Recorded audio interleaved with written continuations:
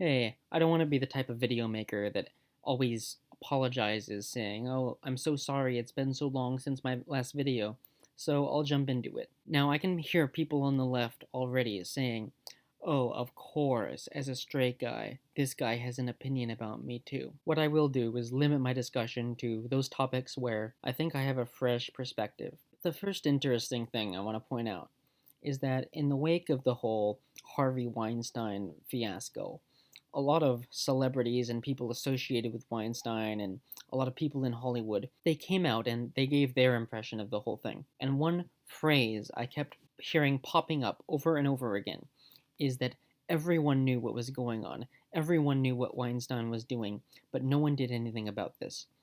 And every time I heard this phrase, I always thought it was a little strange. What do you mean everyone knew what was going on? I didn't know what was going on. But surely, of course, they mean everyone in Hollywood knew what was going on. But how do they know that? How do they know that everyone in Hollywood knew what was going on? Did they find out after the fact? Is this something they always knew? In order to know that everyone knew what was going on, surely they would have had to know what was going on. And they did nothing. So this is the insight that I had, is that to say that everyone knew what was going on, it is code. It's code for I knew what was going on. And instead of admitting that, instead of admitting that they knew what Weinstein was doing and they did nothing, they want to make a more general statement. They want to say that everyone knew what was going on and they did nothing, as a way of absolving blame almost. If no one else did anything, then what's so bad about the fact that I did nothing? And this is a common theme of this whole fiasco, the fact that no one wants to admit responsibility, the fact that no one wants to say that they could have stepped up and done something. They want to always move from the specific statements, the statements about what they did. They want to move to the more general statements about more general problems, bigger problems, problems that are harder to solve, problems which impugn very specific people, the people most responsible, and general society, the general culture, the general atmosphere, just all of society. They want to impugn those two groups, but they don't want to impugn the middlemen, the people who were close to the action, who knew what was going on, were not themselves the perpetrators, but were more specific than just being a part of the culture. Now, I'm old enough to remember when the Me2 movement, now called, was then called the Weinstein Effect. It was Weinstein that was accused, and a few dozen Hollywood people that were accused also in the wake of that. I also remember that during that time, all of Hollywood was absolutely desperate to claim that the problem was not with Hollywood. The only reason Hollywood was getting so much attention was because of the fact that Hollywood was in the public spotlight. There was nothing uniquely bad about Hollywood. They claimed this over and over again in interview after interview. I remember watching an interview by a ex-assistant to Harvey Weinstein. I've been looking and I can't find the clip though. There are many interviews of Harvey's assistants, and this is one of the lesser viewed ones. Now, this bitch is probably one of the most responsible people, like on earth, who did not herself or themselves commit any incriminating act. She was close to Weinstein. She definitely knew what was going on. She probably could have prevented it. I wouldn't be surprised if she took place in cover up operations to save Weinstein from accusations. And here she is, being given a very sympathetic interview, the interviewer asking her, "Oh, tell us about your story. Tell us about how hard it was, what it was like." And then at the end of the interview, she goes off on this whole spiel about how Hollywood is not to blame, it's the general culture that is to blame, it's men in general that is to blame. They claimed it was about toxic masculinity. They claimed that it was a problem with the culture of gender dynamics, that it was a problem specifically with men, that men were behaving poorly. Not Hollywood men, but all men. And then the Me2 hashtag came along. Have you ever noticed how subtly it changed from the Weinstein effect to the Me Too movement? So subtly, you might not have even noticed that it happened. But Hollywood saw this as a blessing, like a golden ticket on the side of the road. They were eager to promote this transition with all of the influence that they had. It was what they wanted all along, a shift from the focus being Hollywood to a focus being the entire world. In other words, taking the blame away from Hollywood. But the fact is that Hollywood is special. One celebrity said, I'm sure there's sexual assault that goes on in coal mines too. It just doesn't get reported on because it's not glamorous. It's not like Hollywood. But that's nonsense. Way more sexual assault goes on in Hollywood. It's the perfect breeding ground for that sort of activity. A coal mine, I hate to tell you, is absolutely not. A coal mine is almost entirely men. What women there are not models. In Hollywood, there are hundreds, if not thousands, of models, many starving artists desperate to get attention, exposure, and approval, many extremely attractive but desperate for validation, and then there's an army of producers and middle management people willing and able to take advantage of this because they have the power in the situation in terms of casting and provision of opportunities. What other industry is like this? And this leads me to talking about an interesting case, which is the case of Louis C.K., which is interesting because that kind of straddles the border of people arguing about whether he actually even did something wrong there. Because obviously, what he did was, for a few different actresses, he asked them, "Can I masturbate in front of you?" And then he did. He masturbated in front of them. And some people make this out to be like the act of masturbating in front of someone is kind of like a power play. But I don't think that's where it derives from. I think it's kind of a male submission kink. Like, it's kind of male submission to want to have a girl watch you masturbate in front of her when you don't even get to touch her. She's out somewhere else and you're just in the corner jacking yourself off. I mean, I think that's kind of freaking weird. And I don't think it's like a male power play. I think it's like you want to feel intimidated or something. So I think it's pretty weird to want to just masturbate in front of someone, and I have no problem like kink shaming. But the thing is, people on the left will disagree with me about this. They'll say you're not allowed to kink shame or whatever. And yeah, I can understand that sentiment even if I don't agree with it. But in this case, I think that the fact that they can label it abuse is kind of a guise, it's kind of an excuse to do what they just instinctively wanted to do, which is kink shame, which they normally, social convention would tell them you're not allowed to kink shame, but in this case you can say it was abuse, so it's okay to do that. You just do it under the guise that you're criticizing abuse, to the actual fact that you're just weirded out by the fetish. But then the argument is, given the context of the situation, was it an abuse of power on his part? And there's a lot of debate about this, because the first time I heard about it, I thought, okay, did they say yes when he asked them? He asked for permission, and they gave permission, so it sounds like there was consent. If there's consent, what's the problem? Well, the feminist argument is obviously that he was like in a position of power over her. So if you're in a position of power over someone, then to sexually engage with them somehow in any way is just abuse, because they don't really have a position to say no, so it's an imbalance of power. You know the argument. But this can lead to some weird questions like, does that mean a rock star can't sleep with his groupies because there's a power dynamic there? Or does that mean the president can't sleep with anyone because, in an indirect way, the president has power over maybe all American citizens and to some extent the whole world? Well, I don't think feminists would have a counter argument to that. They would say, well, in the case of him, there's a direct financial relationship between them. He's their boss. He controls whether they get paid in a very direct sense, so that's the power dynamic. But still, there's reason to feel weird about that whole argument. There are many people who were born as a fact because we know that at some point a boss slept with his secretary.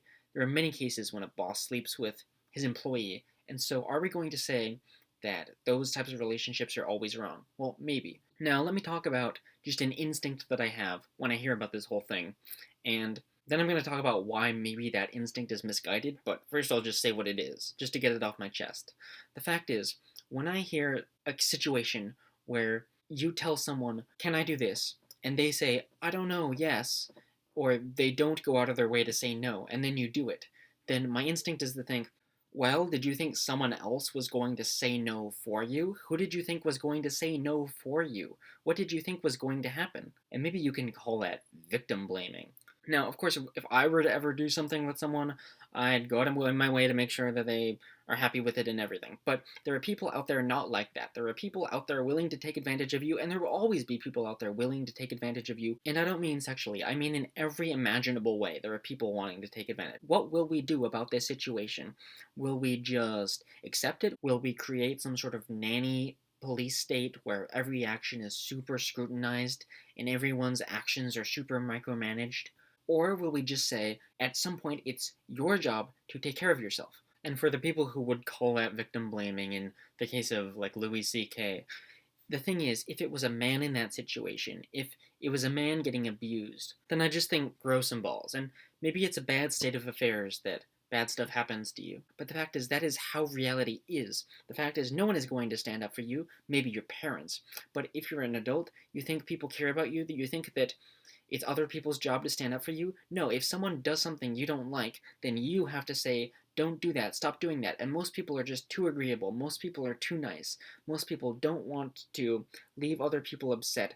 And the people who are rough around the edges, the people who are willing to stand up for themselves, those people often get shit on because they end up being so rough around the edges that they piss a lot of people off. And so they get in trouble a lot of times. But in a way, it's good to be like that because at least you don't allow yourself to be taken advantage of.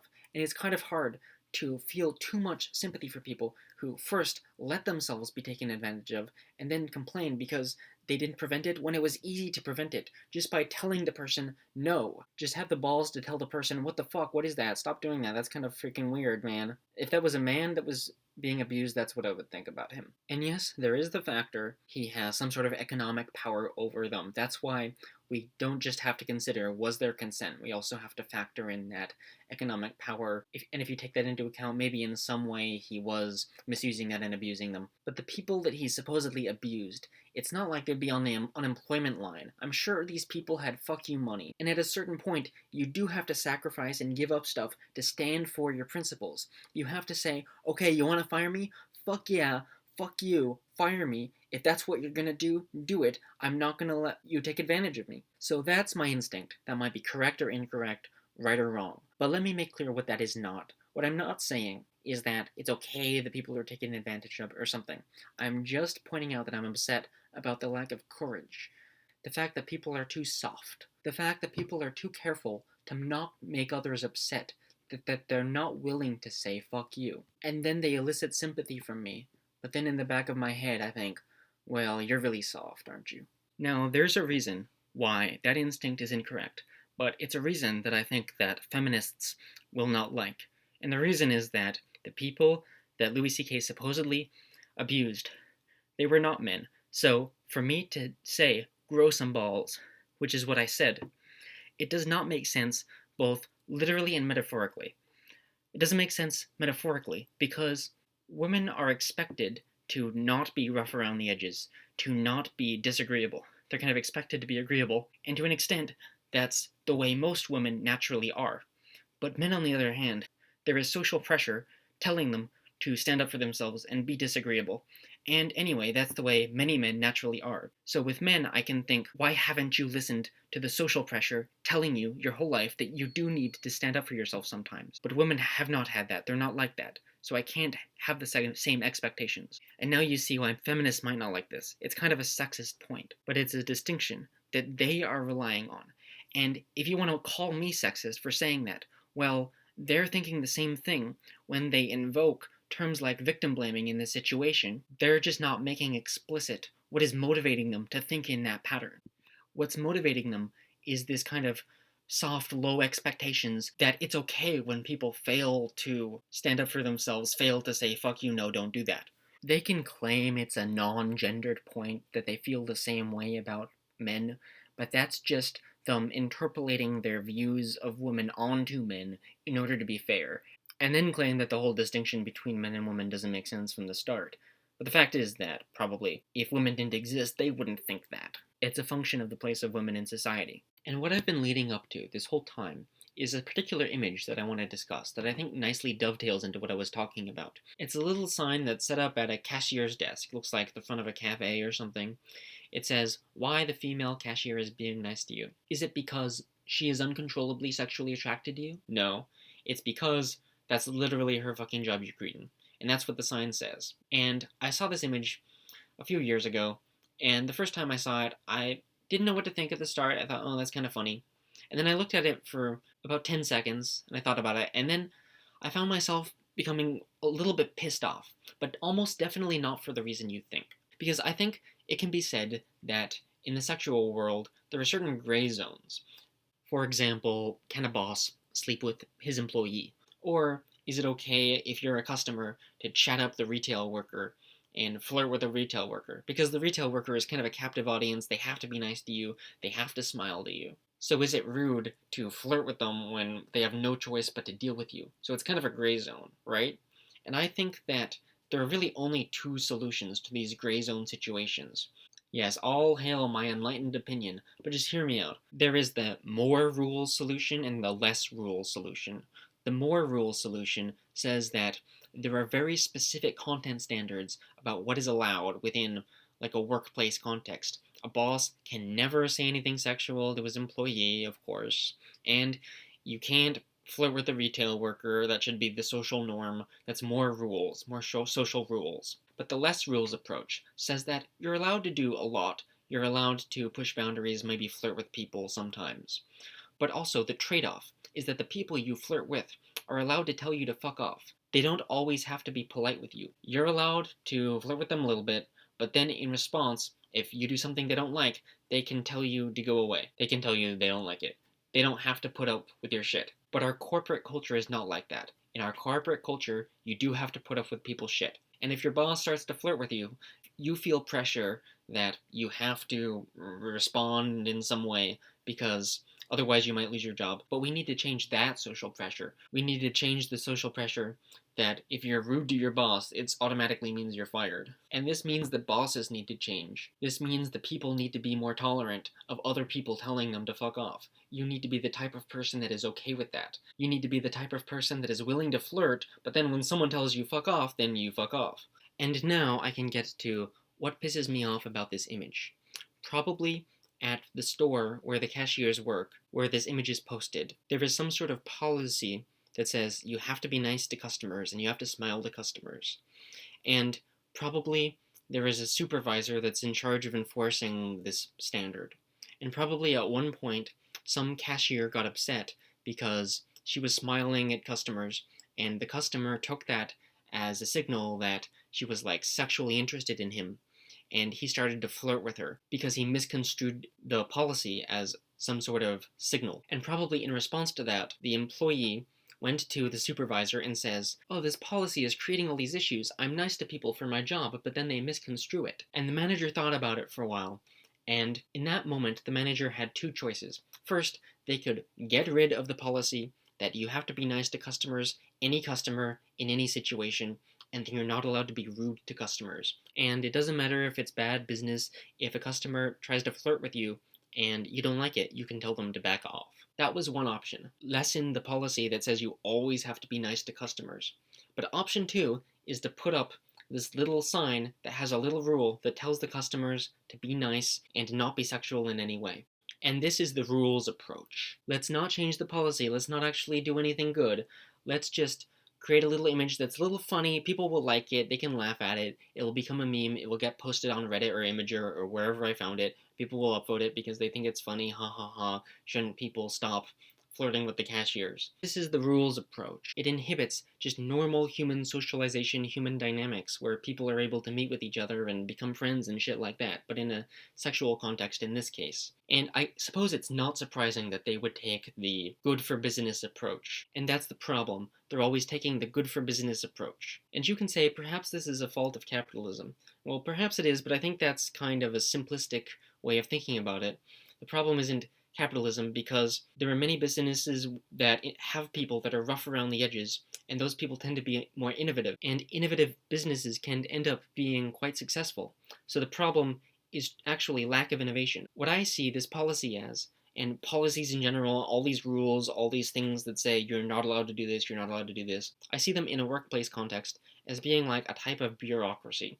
And to say that these policies are completely good for business, it's like saying that bureaucracy is good for business. And yes, it is in certain cases, but only in cases where things are stagnant. Because if things are stagnant, then you just want to stratify things so that you can hold on to what you have. But when things are innovative, when things are changing and you're making progress, the types of people that you want are the people who are maybe a little rough around the edges and willing to break the rules and stand up for themselves and tell people to fuck off if they're rent seeking. And I don't like just the direction that I think maybe culture may be moving in, where things are more bureaucratic, things are more stagnant, and as a result you have more and more rules that say you're not allowed to do this, you're not allowed to do this. But then when the rule that says you need to be nice to the customers. When that rule creates problems where customers misconstrue it, now you need to compensate by creating another rule to compensate for the bad effects of that. You need to create another rule that says don't flirt with cashiers. And the perverse part, the reason I actually don't like this is in the end it just ends up helping the rent seekers. As in the people who break the rules, it helps them because they don't care if there's a little sign that tells them, oh, don't be rude. They just blow that off and do what they were going to do anyway. And those are the people that get helped. The people who are hurt are the people who are naturally inclined to follow the rules anyway, just do what they're told. Those are the people who are probably not that outgoing anyway, probably not going to cause any problems regardless of whether there's some rule that says be nice, because they're just naturally inclined to be nice. And then the rules, they don't fix the problem. What they do is they clamp down on the behavior of the people who would be good anyway, which means less competition for the people who are inclined to break the rules. So it's good for those people. And this is a situation in all sorts of domains. The Japanese culture is a culture with very stringent and stratified rules about what exactly you're allowed to do and what you're not allowed to do, and people very meticulously follow the rules and the stated and the unstated rules of culture. In a workplace environment, for example, I can't list off all the rules because I haven't worked in such an environment. But for example, when your boss walks in, you have to stand up, you have to bow to your boss, all these things. Japan is in a weird state. I'm not sure if there's a word for it, so I'll just make up a word for it. I'll say that they're in post-sexual revolution. Before I get into that, I think I should explain that I think that the amount of sex that people have is a function of the amount of contraception that is available, whereas the birth rate, it's basically a function of infant mortality, public health, and counterintuitively, when things improve, people have fewer kids to compensate. And that's what causes the birth rate. But this is kind of the opposite of conventional wisdom. Conventional wisdom would say that the access to contraceptives causes differences in the birth rate, whereas maybe some sort of economic measure would cause differences in the amount of sex that takes place. So when I say that Japan is post-sexual revolution, I should outline a few stages. The first stage is the traditional stage. Some of these cultures, women are practically property. I don't necessarily agree with that characterization, but that's how some people characterize it. During the sexual revolution, but during the post-sexual revolution, there are condoms and stuff available, and the birth rate is low, but people paradoxically kind of aren't having that much sex because everyone stays cooped up in their rooms playing video games, and people just are less social than they used to be.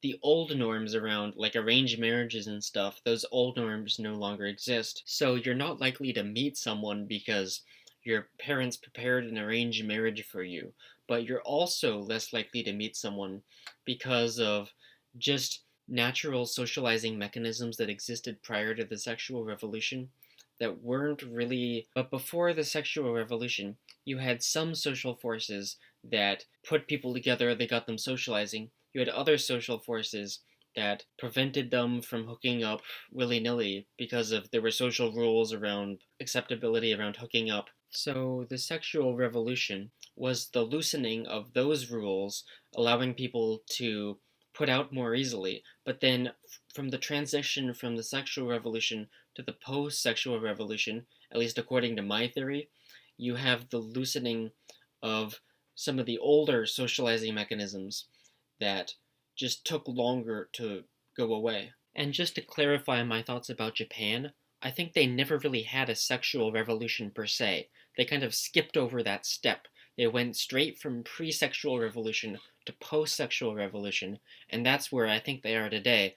I don't think they're in the really traditional society state, but I also don't think they ever had a sexual revolution, so it's kind of weird to call them post-sexual revolution if they didn't have a sexual revolution, but that's what I'm calling them. So now, people aren't even having that much sex, even though the technology is available that allows them to do so. You might disagree with this, it's kind of an out there point. I wasn't expecting to take this video this far into out there territory, but if you watched this late in the video, now it's mandatory for you to give it a like and subscribe, blah blah blah. But that's all I have to say.